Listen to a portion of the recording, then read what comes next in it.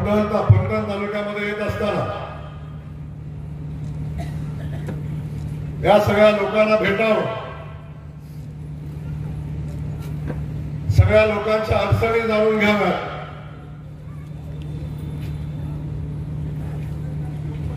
ज्या लोकांनी दादाला 2.5 वर्षापूर्वी निवडून दिलं त्या लोकांशी संवाद साधावा आणि मोदीजींनी 8.5 वर्षामध्ये या देशातल्या सर्वसामान्य माणसाला केंद्रबिंदू मानून या देशातल्या प्रत्येक घटकाला केंद्रबिंदू मानून ज्या ज्या योजना केल्या त्या सर्वसामान्य माणसापर्यंत पोहोचवण्याचं काम केलं, ते काम लोकांच्या पर्यंत पोहोचावं. गेल्या 2.5 वर्षाच्या कालखंडामध्ये आपण सगळ्यांनी एक इतिहास घडवला आणि हा माढा मतदारसंघ हा राष्ट्रवादीचा बालेकिल्ला आहे, हा पवारांचा बालेकिल्ला आहे.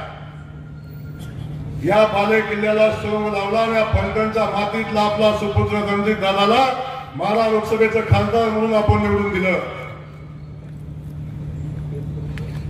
त्या खासदाराच्या माध्यमातून गेल्या 2.5 वर्षामध्ये 2.25 वर्षामध्ये किती काम झालं याचा सगळ्याचा आपल्याशी संवाद व्हावा या उद्देशानं आपण पंचायत समितीकडे ह्या लोकांना भेटायचा कार्यक्रम केला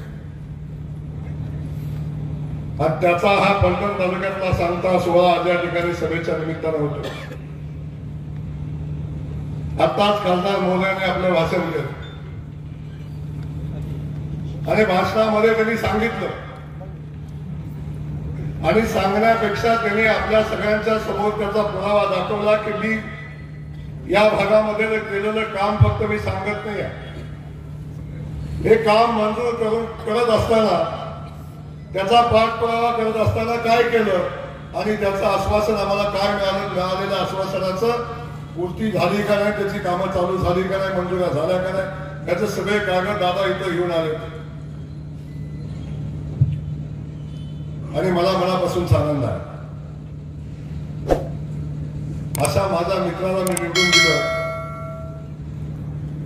लोकसभेचा उमेदवार म्हणून. आपण सगळ्यांनी निवडून दिलं, मी पण त्याचा एक मतदार. दादाने मगाशी बरंच काय सांगितलं, अनेक लोक वेगळं वेगळं काय सांगत असतील, पण दादा ते त्याच्या कपाळावर दिलेलं असतं. जेव्हा ज्या गोष्टी व्हायच्या आहेत तेव्हा त्या होतच असतात, फक्त निमित्त कोणतरी असतात. त्याचं निमित्त म्हणून आपण आपली मैत्री कामाला आली असते, परंतु खऱ्या अर्थानं योग्य माणसाला खासदार म्हणून निवडून देण्याचं काम या माढा लोकसभा मतदारसंघातल्या लोकांनी केलं. मला अनेकदा निवडणुकीच्या कालखंडामध्ये अनेक लोक सांगत होते, माझ्या जवळचे मित्र सांगत होते, आपल्या जिल्ह्यातले अनेक नेते सांगत होते, असं कुठं घडतं का, माढ्यामध्ये कुठं भारतीय जनता पक्षाचा खासदार निवडून येतो का, रणजित दादाला तिकडे कोण ओळखतं का, अशा अनेक गोष्टी सांगितल्या. आणि मी जेव्हा त्या गोष्टी सांगत होतो तेव्हा मला कुणी घोळ्यात काढलं, वेड्यात काढलं आणि मला सांगितलं की जयकुमार तुम्ही राजकीय आत्महत्या करताय. तर मी म्हटलं मला आत्महत्या करायची सवयच आहे.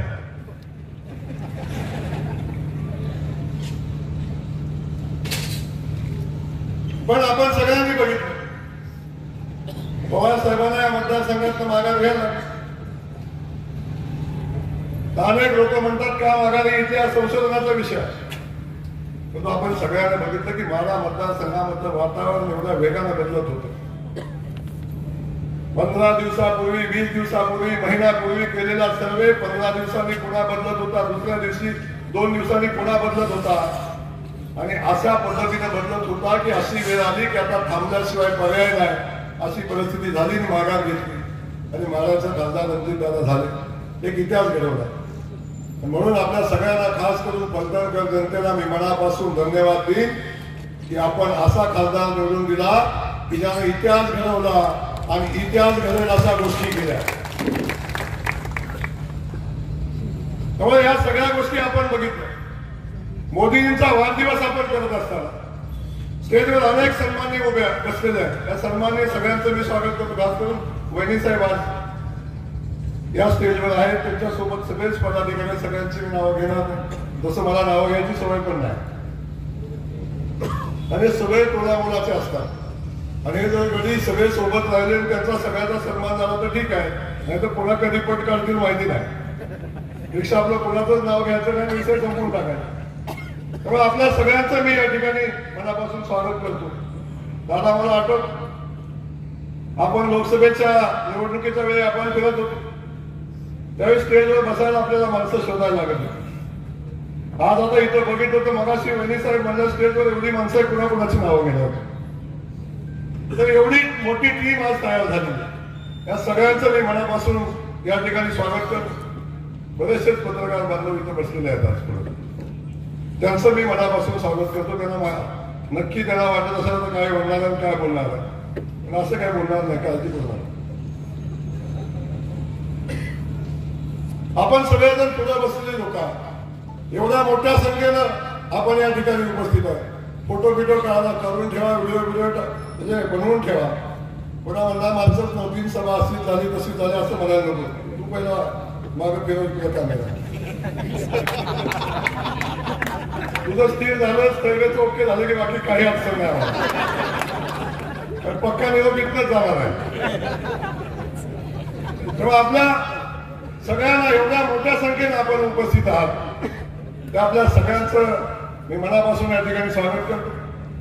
आणि आपल्या सगळ्यांच्या वतीने या देशाचे पंतप्रधान आदरणीय नरेंद्र मोदीजींना वाढदिवसाच्या मनापासूनच्या शुभेच्छा देतो.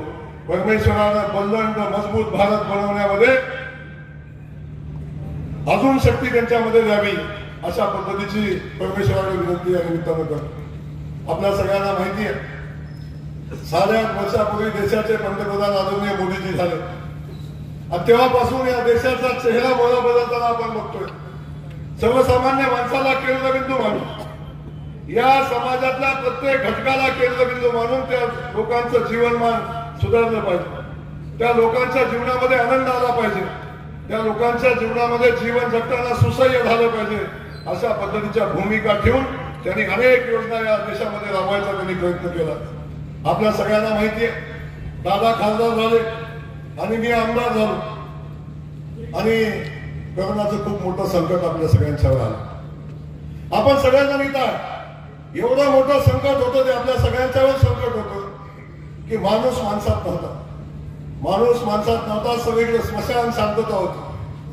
गावं बंद झालेली होती, घराचं दारं पण उघडत नव्हती आणि मोठे मोठे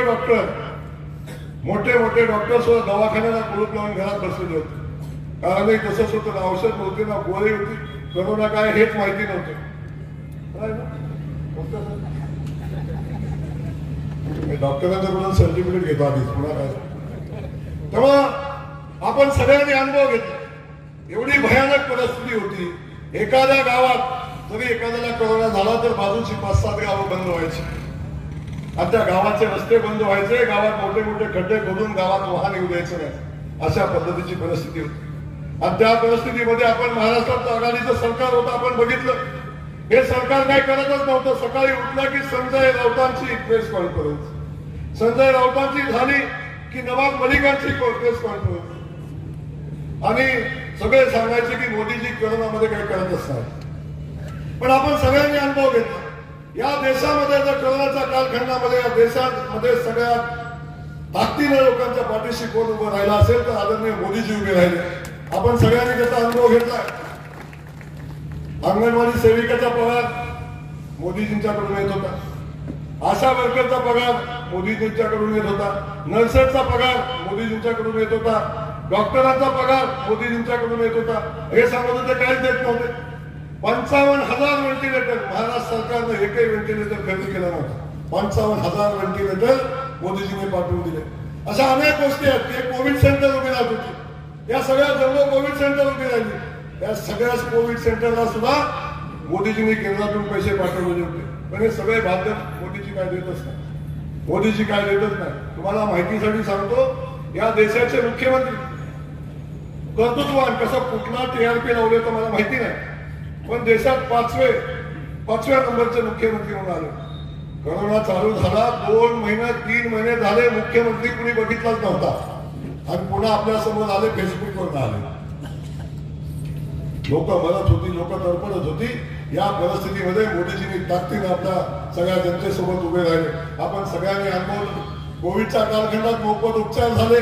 या सगळ्या परिस्थितीमध्ये या देशामध्ये लसीची निर्मिती झाली. जगातली सगळ्यात पहिली लस कुठं झाली असेल तर ते भारतामध्ये निर्माण झाली. हे मोदीजींच्या नेतृत्वामध्ये झालेलं काम आपण बघितलं. आपण सगळेजण अनुभवतोय. कुणीच काय केलं नाही म्हणून संजय राऊतांची प्रेस सकाळी व्हायची आणि संध्याकाळी राजेश टोपेंची प्रेस व्हायची. कोरोनाच्या संकटाचा आम्ही सामना करतोय आणि महाराष्ट्र मजबूतीने सामना करतो. लस तयार झाली आणि लस तयार झाल्या सकाळी पुन्हा संजय राऊतांची प्रेस की लस गुजरातला गेली, लस युपीला गेली, लस महाराष्ट्राला मिळतच नाही, अशा पद्धतीची भूमिका घ्यायची. आपण सगळ्यांनी त्याचा अनुभव घेतला. पण संध्याकाळी पुन्हा राजेश टोपेची प्रेस, लसीकरणात महाराष्ट्र 1 नंबर. महाराष्ट्र सरकारनं एकही लस तयार केली नाही, एकही लस खरेदी केली नाही आणि मोदीजींनी दिली नाही म्हणतात, तरी महाराष्ट्र लसीकरणात 1 नंबर. तर मला सांगा, आपण सगळेजण इथं बसता, कुणी कुणी लस घेतली तर हात वर करा. सगळ्यांनी घेतली. पहिला डोस, दुसरा डोस, बूस्टर सगळ्यांनी घेतला. आता मला सांगा, या लसीला पैसे दिलेले हात वर करा. या लसीला पैसे दिलेले हात वर करा. मोदीजींनी प्रत्येक माणसाला लसीकरण देऊन मजबूत आरोग्य करायचा प्रयत्न केला. त्याच कालखंडामध्ये उद्योग व्यवसाय बंद होते. सगळ्या शेतकरी बांधवांच्या अकाउंटवर डायरेक्ट पैसे द्यायचं काम केलं. सगळ्या शेतकऱ्यांचे अकाउंट उघडले. आता इथं बसलेल्या सगळ्यांना मला वाटते जवळजवळ 80% लोकांच्या खात्यात येतात ना मोदींचे पैसे. येतात का नाही येतात? पुन्हा हात वर केलं तर सगळ्यांनाच करायला लागेल. करा बघा एकदा. एवढ्या लोकांना मोदींचे पैसे आले. किराणाची व्यवस्था केली. या सगळ्या कालखंडामध्ये शेती बंद होती, कामगारांचे काम बंद होते, गोरगरीब माणसाच्या घरात धान्य नव्हतं. त्या कालखंडामध्ये मोदीजींनी रेशनिंगवर मोफत धान्य चालू केलं. गेल्या 2 वर्षापासून आज अखेर कुणा कोणाला मोफत मिळतं धान्य? रेशनिंगचं मोफत धान्य कुणाकोणाला मिळतं? प्रत्येक माणसाला मोफत धान्य मिळतं. अशा पद्धतीची परिस्थिती. प्रत्येक माणसाला जीवन जगण्यासाठी लागणाऱ्या सगळ्या गोष्टी मोदीजींनी करायचा प्रयत्न केला.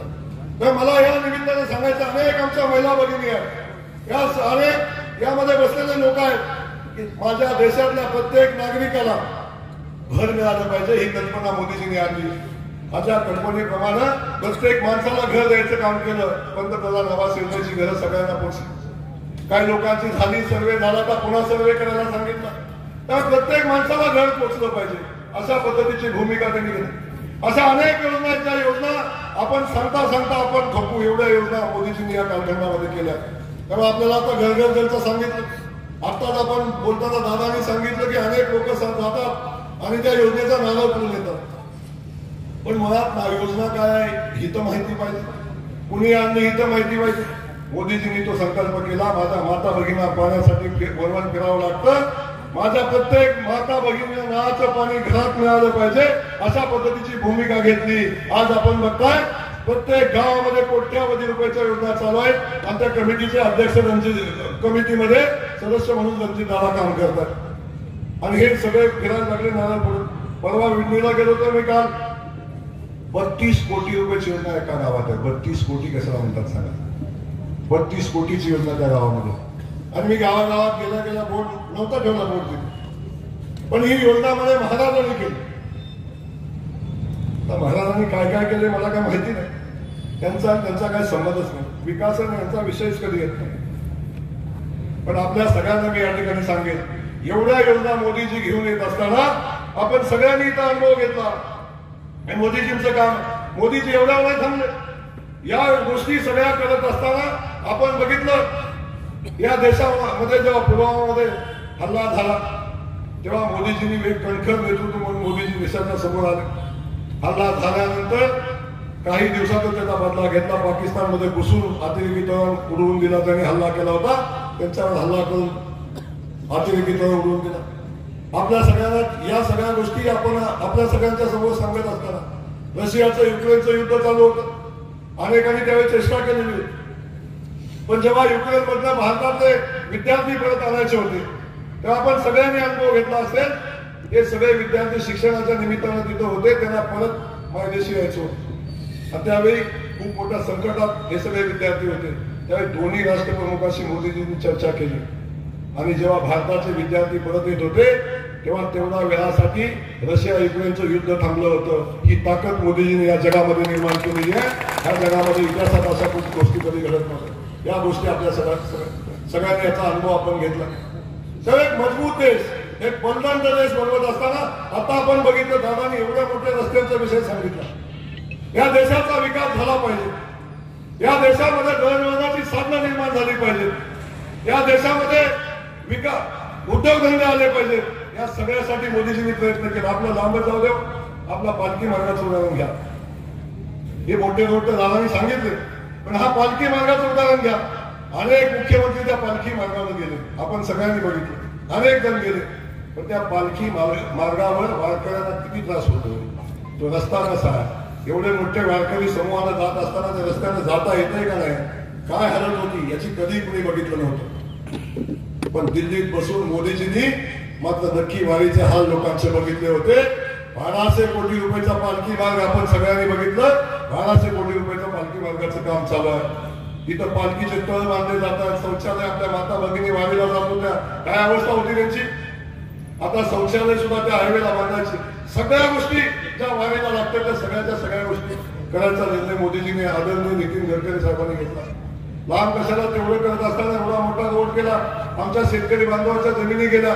आजपर्यंत छोट्या मोठ्या जमिनीला कधी कोण विचारत नव्हता, असाच रस्ता जायचा. पण या रस्त्याचा जेव्हा रस्ता शेतकऱ्यांच्या जमिनीत जात होता तेव्हा त्यांना मोबदला द्यायचं काम मोदीजींनी. मोबदला कसा दिला तुम्हाला सगळ्यांना माहिती आहे. फलटण तालुक्यातल्या प्रत्येकाला वाटते की माझी जमीन जर त्या हायवेच्या बाजूला असती तर बरं झाला असतं.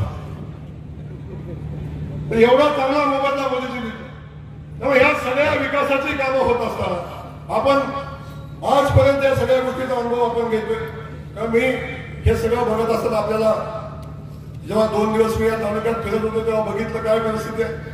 या तालुक्यातनं जेव्हा मी फिरत होतो तेव्हा गावागावातली लोक काय चांगलं सांगत होती गावात